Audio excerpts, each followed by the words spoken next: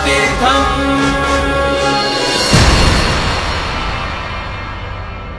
पार्श्वनाथ दादा की महिमा परंपार है।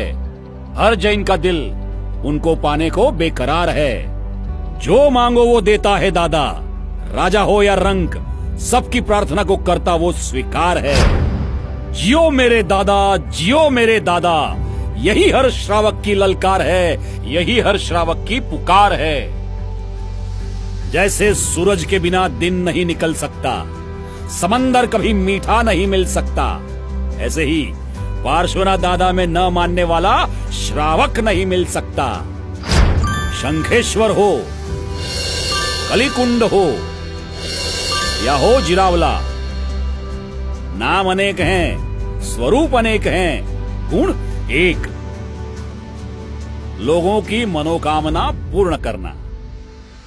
क्यों ये सारी जगहों पर लोगों की मनोकामना पूर्ण होती है? क्यों जो मांगोगे वह मिलता है? क्यों प्रतिमा को देखते ही शाता का अनुभव होता है? क्यों होता है ये साक्षात्कार? क्यों होता है ये चमत्कार? क्यों सालों साल यहाँ लोगों की भीड़ उमड़ती रहती है? सवाल अगिनत हैं, पर उसका जवाब क्या जवाब हो सकता है इन सारे सवालों का? कुछ सवाल ऐसे हैं जिसका जवाब ढूंढना मतलब सूरज को दिया दिखाना। पर आज हम ये सारे सवालों का जवाब ढूंढ कर रहेंगे। चंद्रमा को चांदनी कौन प्रदान करता है? इसका जवाब बरखा बहार के आते ही प्रफुल्लित बनकर मोर क्यों नृत्य करता है? इसका जवाब इतना ही है कि कुदरत की लीला का तोड़ नहीं, ऐसे ही मेरे दादा के साक्षात्कार का कोई मोल नहीं। मेरे दादा के स्वरूप को पत्थर की मूर्ति मानने वालों, ध्यान से सुन लो। मेरे 108 पार्श्वनाथ दादा की जो मूर्तियां हैं वो सारी की सारी जीवंत थी, जीवंत हैं और अनादिकाल तक जीवंत रहेगी। और ये कोई कहीं सुनी बात नहीं, इतिहास साक्षी है। जब जब श्रावक पर बुरा साया पड़ा है या शासन पर जब संकट के बादल छाए हैं, तब तब इन प्रतिमाओं ने अपने जागरूक होने का एहसास दिलाया है। पार्श्वनाथ प्रभु की प्रतिमा को किसी रक्षक की जरूरत नहीं। ये प्रतिमाएं अपनी रक्षा स्वयं करती हैं, क्योंकि वह जिंदा है, जागृत है, देख सकती है और सुन सकती है। आज बात करनी है ऐसी ही एक जागृत प्रतिमा की। उनके लिए प्रतिमा शब्द बहुत छोटा है। बात करनी है परम दयालु, परम कृपालु, साक्षात जीवंत प्रभु सुल्तान पार्श्वनाथ भगवान की। सुल्तान पार्श्वनाथ, यह अजब शब्द का गजब इतिहास है। सिद्धपुर नगर में विराजमान पार्श्वनाथ दादा के इस स्वरूप के साथ सुल्तान नाम क्यों जुड़ा है? आइए इतिहास के समंदर में गोता लगाकर जानने की कोशिश करते हैं और डूब जाते हैं दादा की भक्ति में। क्योंकि जो पार्श्वनाथ प्रभु की भक्ति में डूबता है उसे ही भवसागर पार करने का अवसर प्राप्त होता है। यह वह समय था जब मुगल सल्तनत ने सोने की चिड़िया भारत के पंख काटने में कोई कसर नहीं छोड़ी थी। भारत के कोने कोने में मुगलों का परचम लहरा रहा था और उन्होंने हैवानियत की सारी हदें पार कर दी थी। घर की बहू बेटियां बाहर निकलने से पहले 10 बार सोचती थी। यह वह वक्त था जिसके किस्से भविष्य में शाही से नहीं पर लहू से लिखे जाने वाले थे। संस्कृति और आस्था की धरोहर समान मंदिरों को तोड़कर मस्जिद बना दिया जाता था या फिर खंडर। पीढ़ियों से अत्याचार कर रहे मुगल बादशाह मंदिरों को अपने बाप की जागीर समझ के जब जी करे तब आते थे और मंदिरों को लूट के चले जाते थे। लोग बादशाह का नाम सुनते ही कांपने लगते थे। ऐसा ही एक सरफिरा बादशाह था, मोहम्मद अलादीन खिलजी, जिसने सिद्धपुर में विराजमान हमारे प्यारे प्रभु पार्श्वनाथ जी के जिनालय को तोड़ने की और प्रभु की प्रतिमा का सर काटने की साजिश शुरू की थी।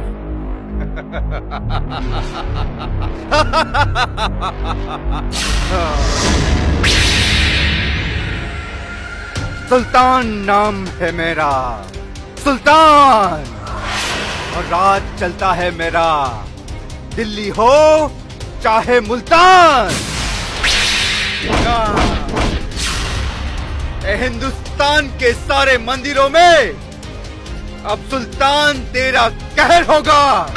ए भगवान कहे जाने वाले सारी पत्थर की मूर्तें, अब तुम्हारा वक्त आ गया है कि तुम सबको ये सुल्तान मिट्टी में मिला देगा। सुल्तान नाम है मेरा, सुल्तान राज है मेरा, चाहे दिल्ली हो चाहे मुल्तान।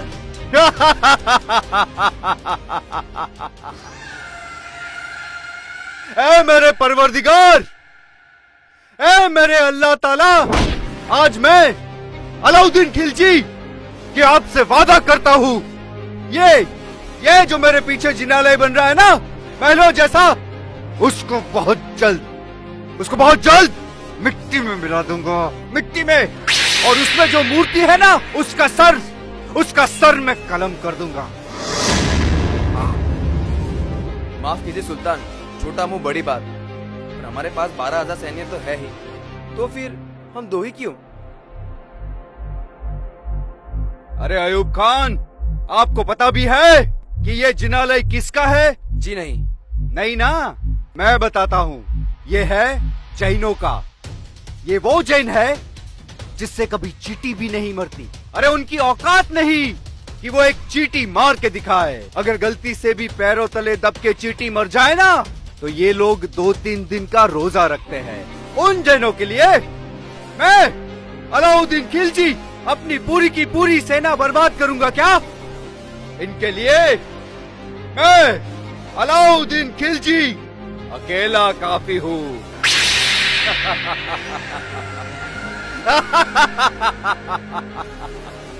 सुल्तान हूँ मैं, सुल्तान।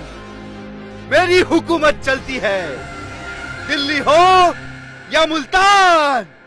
हाँ।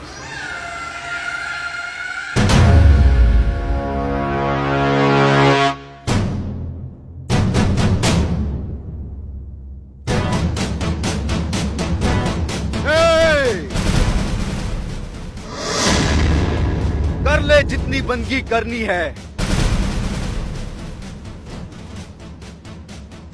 क्योंकि कल से ना तो तेरा ये जिनालय रहेगा, ना ही तेरे प्रभु की ये मूर्ति।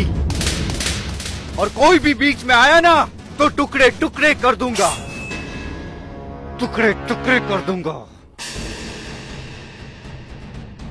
सुल्तान जी, अगर आपको टुकड़े करने ही है तो अपने अहंकार के कीजिए, अपने पाप के कीजिए। हमने आपका क्या बिगाड़ा? हम जैन तो वैसे भी अहिंसक होते हैं, तो हमारे साथ ऐसा दुर्व्यवहार क्यों? चुप चुप। खुदिया, मैं तो तुम सबको एक छत के नीचे लाना चाहता हूँ, मुसलमान की छत, ताकि तुम सबको जन्नत नसीब हो। जन्नत। सुल्तान जी, पार्श्वनाथ प्रभु के चरणों में 2 पल बैठ के तो देखिए, जन्नत खुद अपना माथा टेकने यहाँ आती है। बकवास बंद कर, क्योंकि कल से ना तो तेरा ये जिनालय रहेगा, और ना ही तेरे प्रभु की मूर्ति। सुल्तान जी, ये कोई सामान्य मूर्ति नहीं है, ये जीवंत प्रभु है, जीवंत प्रभु।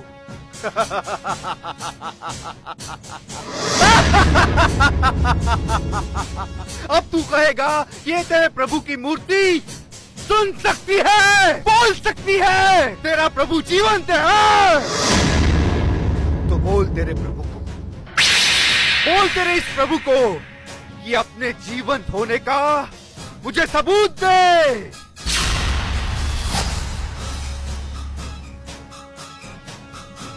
सुल्तान जी, अगर प्रभु ने अपने जीवंत होने का प्रमाण दे दिया, तो क्या आप अपने इरादे बदल दोगे? हाँ, लेकिन अगर तेरे प्रभु ने अपने जीवंत होने का सबूत नहीं दिया ना, तो याद रख, इसी तलवार से आप सबकी गर्दन अलग कर दूंगा, और आप सभी के खून से इसी मूर्ति को नहलाऊंगा, और इससे प्रभु की मूर्ति का सर कलम कर दूंगा। ठीक है सुल्तान जी, आज शाम को प्रभु की आरती में आइएगा, वही आपको प्रमाण भी मिल जाएगा। ठीक है, लेकिन ऐसा नहीं हुआ तो याद रहे, गर्दन किसी की भी हो कंधे पे नहीं रहेगी।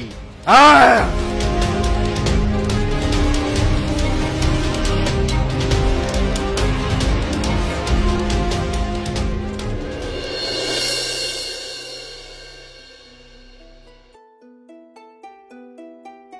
खितासी भाई, ये कैसी चुनौती स्वीकार कर ली आपने? तो और क्या करते, उस राक्षस के हाथों हमारे दादा को सौंप देते। सौंपने की बात नहीं है, बातचीत करके भी कोई भी उकेल निकाला जा सकता था ना। देखिए, अगर सुल्तान के पास हिंसा की कमजोरी है तो हमारे पास अहिंसा की शक्ति। कमजोर और ताकतवर के बीच कोई बातचीत नहीं हो सकती, कोई मुकाबला नहीं हो सकता। और हाँ, जहाँ श्रद्धा होती है वहाँ कसौटी भी होती ही। अरे मिट्टी को सोना बना दे ऐसी शक्ति है हमारे दादा में। हम सबकी रक्षा दादा स्वयं करेंगे। बराबर कहा आपने। हाँ। जब दादा हमारे साथ है हाँ। तो हमें किस बात का डर? बोलो पाशुनाथ भगवान की जय! पाशुनाथ भगवान की जय!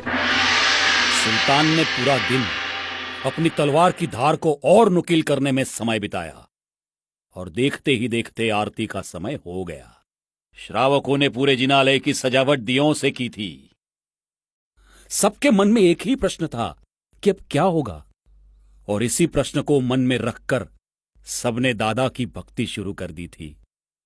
और सुल्तान अपने सिपाहियों के साथ फिर से आए।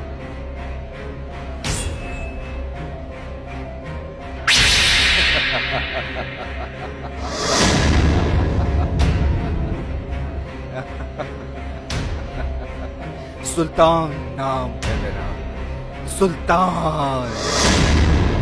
हुकूमत चलती है मेरी, दिल्ली हो या मुल्तान।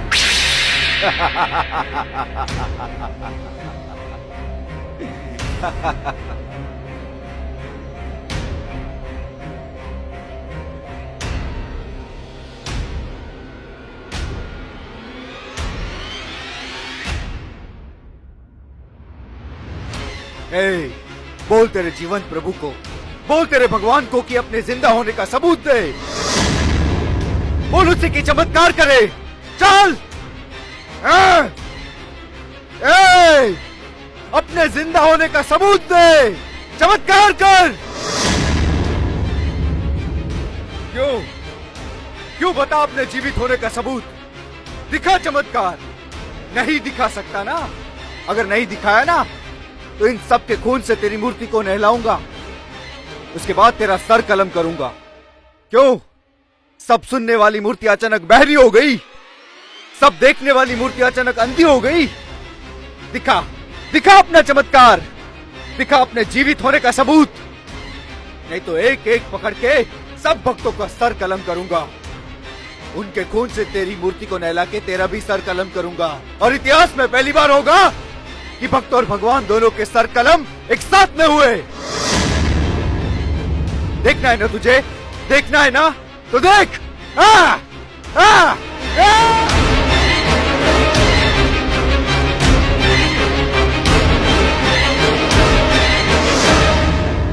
दिया चले।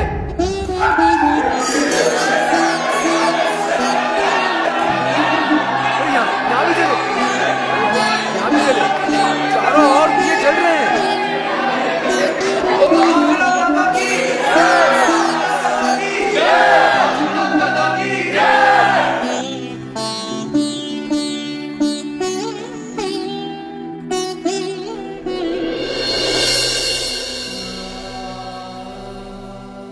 हे पार्श्वनाथ, दिया जला के आपने सिर्फ ये जिनालय में ही उजाला नहीं किया, लेकिन मेरे दिल में भी दिए जलने से उजाला हो गया। दादा आपने तो चमत्कार ही कर दिया, और मैं ताकि मैं आपको मारना चाहता था।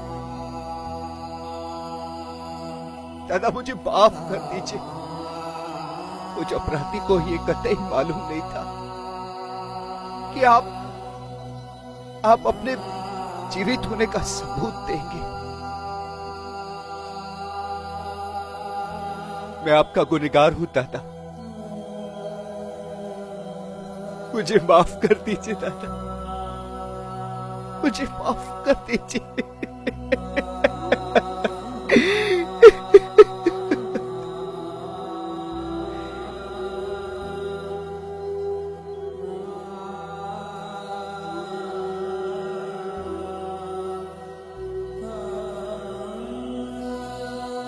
आपका गुनहगार हूं दादा। दादा, मैंने आपके बारे में क्या क्या सोचा, लेकिन आप तो दयालु है, दयालु है, दयालु है दादा। दादा, मुझ पर कृपा कर दीजिए, मैं आपका गुनहगार हूं दादा। आज से आप मेरे खुदा हो, आप सबसे जुदा हो दादा, सबसे जुदा। मैं पूरी कायनात का सुल्तान हूं दादा, लेकिन आप इस सुल्तान के भी सुल्तान हो दादा, सुल्तान।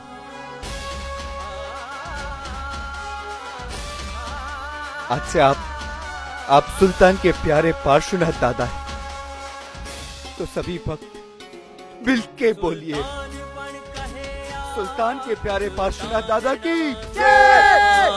सुल्तान पण कहे आ, सुल्तान ना सुल्तान, सिद्धिदायक पार्श्व प्रभु माधव एकता।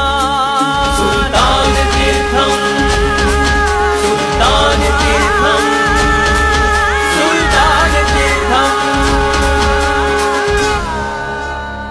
और इस तरह सिद्धपुर के पार्श्वनाथ प्रभु से सुल्तान का नाम जुड़ गया और आज भी जुड़ा हुआ है। सुल्तान ने जो जो मन्नत मांगी, पार्श्वनाथ प्रभु ने वह सारी पूरी की। प्रभु की यह प्रतिमा संप्रतिकालीन है।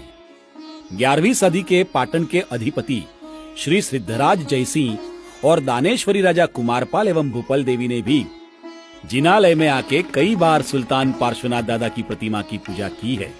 ऐसा भव्य इतिहास है इस मूर्ति का। उसी समय राजा सिद्धराज ने नगर में सिद्ध विहार नाम के एक भव्य जिनालय का निर्माण करवाया था। 24 देवकुलिकाओं से सुसज्जित यह जिनालय अद्भुत था। सिद्ध विहार को राजविहार भी कहा जाता है। 17वीं सदी में सिद्धपुर में कई जिनालयों में करीबन 190 प्रतिमाएं होने का पुरावा है और जिसमें सुल्तान पार्श्वनाथ की प्रतिमा सुशोभित हो रही थी। पहले ये प्रतिमा महावीर स्वामी भगवान के देरासर के नीचे के गर्भगृह में स्थापित थी। लगभग 90 साल पहले भगवान चंद्रप्रभ स्वामी की मूर्ति जिनालय की पहली मंजिल पर मूल नायक के रूप में स्थापित थी। उसके बाद मूल नायक के रूप में जिनालय के मुख्य गर्भगृह में सुल्तान पार्श्वनाथ विराजमान थे। जैसे जैसे समय बीतता जा रहा है, इस मूर्ति का तेज बढ़ता जा रहा है। यह भी अपने आप में एक अद्भुत चमत्कार ही है। मूर्ति का तेज तो बढ़ता जा रहा है, पर सालों पुराना दादा का यह जिनालय समय बीतते जीर्ण होने लगा था। गांव की बस्ती भी धीरे धीरे कम होने लगी थी। जिनालय को जरूरत थी एक नए जतन की। और सबसे महत्वपूर्ण बात यह कि जिनालय ऊपरी मंजिल पर होने की वजह से कई लोग दादा के दर्शन का लाभ उठा नहीं पा रहे थे। ये सारी समस्याओं को समझा कलिकुंड तीर्थोद्धारक आचार्य भगवंत विजय राजेंद्र सुरेश्वर जी महाराज साहब ने।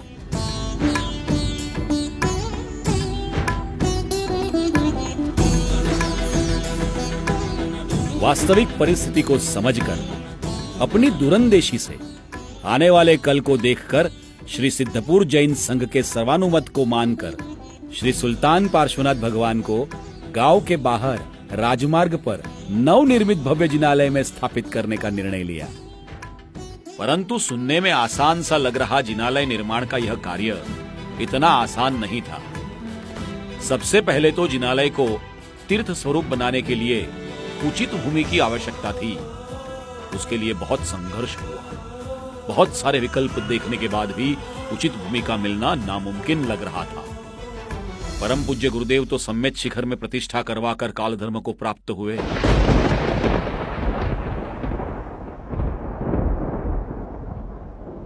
और उनके दिव्य आशीष से आजीवन गुरु, चरणोपासक, सुल्तान तीर्थोद्धारक, गच्छाधिपति परम पूज्य आचार्य विजय राजशेखर सुरेश्वर जी महाराज साहेब ने इस कार्य को अंजाम देने का निर्णय लिया और मार्गदर्शन शुरू किया।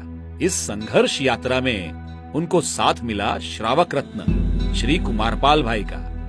और इंतजार का फल मीठा होता है, इस कहावत को सच साबित करते हुए अंततः सुजानपुरा गांव के निकट नारानम्य आह्लादक भूमि प्राप्त हुई। कानूनी कार्यवाही पूरी करके उस भूमि पर राजमहल जैसे भव्य जिनालय का निर्माण कार्य शुरू हुआ। और देखते ही देखते विक्रम संवत 2074 मागसर सुद 10 तारीख 29/11/2017 बुधवार के दिन यह दिव्य पवित्र तीर्थ स्थान में सुल्तान पार्श्वनाथ भगवान की मूर्ति की प्राण प्रतिष्ठा हुई। वर्षावास उत्सव प्रभु प्रवेश उत्सव अविरयो छे हवे प्रतिष्ठा महोत्सव। वर्षावास उत्सव प्रभु प्रवेश उत्सव अविरयो छे हवे प्रतिष्ठा महोत्सव। राजेंद्र जी कृपा वर्षे प्राचीन इतिहास जीवन थशे। सफળ થયા છે રાજેન્દ્ર સૂર્યજીના શમણા પ્રતિષ્ઠા કરશે રાજશેખર सूर्यवरजी हमणा। कलिकुंड तीर्थोद्धारक आचार्य भगवंत विजय राजेंद्र सुरेश्वर जी महाराज साहेब और सुल्तान तीर्थोद्धारक गच्छाधिपति परम पूज्य आचार्य विजय राजशेखर सुरेश्वर जी महाराज साहेब की करुणा और प्रेरणा के बिना यह सब असंभव था। यह घोषणा करते हुए मुझे अत्यंत हर्षानुभूति हो रही है। कलिकुंड तीर्थोद्धारक आचार्य भगवंत विजय राजेंद्र सुरेश्वर जी महाराज साहेब और सुल्तान तीर्थोद्धारक गच्छाधिपति परम पूज्य आचार्य विजय राजशेखर सुरेश्वर जी महाराज साहेब कितने दयालु है, कितने कृपालु है, जो उन्होंने भक्तों की समस्या को समझकर खुद साक्षात दादा को हमारे निकट ला दिया। गुरुदेव, आपके चरणों में कोटि कोटि वंदन। मेरे प्यारे श्रावक और श्राविकाओं, याद रहे सुल्तान पार्श्वनाथ प्रभु हमारे और पास आ गए हैं। गुरुदेव, आप हैं तो हम हैं। आपके सामने दुनिया के हर सुख कम है। जैसे बाग में हर तरह के फूल होते हैं, पर जैसे गुलाब के फूल के बिना बाग अधूरा है, ऐसे ही सुल्तान पार्श्वनाथ प्रभु 108 प्रतिमाओं में गुलाब समान है। उनके बिना सब अधूरा है। शंखेश्वर, कलिकुंड और जिरावला की यात्रा की और सुल्तान पार्श्वनाथ के चरणों में सर नहीं झुकाया तो यात्रा अधूरी है। तो आइए इस 4 जिनालयों को हम हमारा 4 धाम बनाते हैं और वचन लेते हैं कि कलिकुंड से प्रारंभ हुई हमारी भक्ति यात्रा शंखेश्वर और जिरावला से होते हुए सुल्तान पार्श्वनाथ जी के चरणों में वंदन करके ही पूर्ण होगी।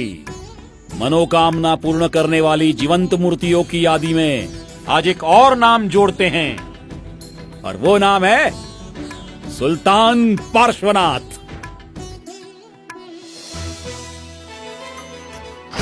कलिकुंड